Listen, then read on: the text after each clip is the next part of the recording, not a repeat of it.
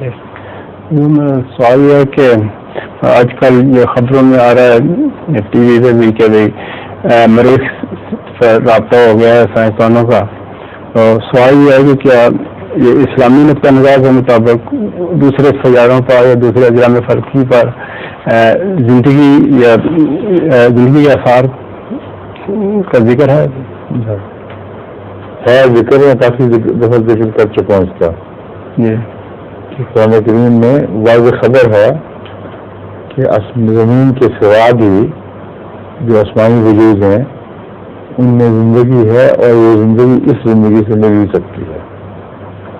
جب اللہ چاہے گا ان دونوں کو ملا دے گا. ٹھیک ہے. یہ کہہ رہے ہیں کہ وہاں کا تقریباً ٹیمپریچر جو ہے یہ نقطہ انجماع سے بھی بہت کم ہے, -90 اس سے بھی کم ہے. تو اس حالات میں عام آدمی کی زندگی تو بہت مشکل ہے. عام آدمی کی ضرورت سے پڑی ہو جائے گی.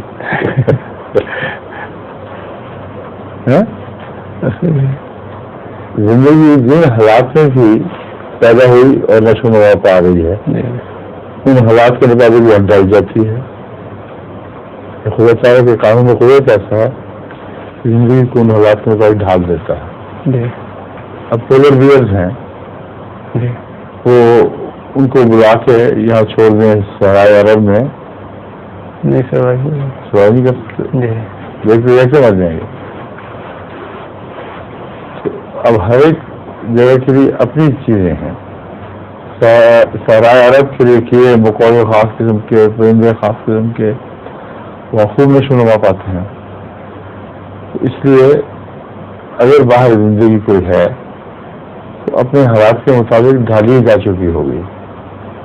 ٹھیک ہے. -60 سے کچھ بھی نہیں ہوگا.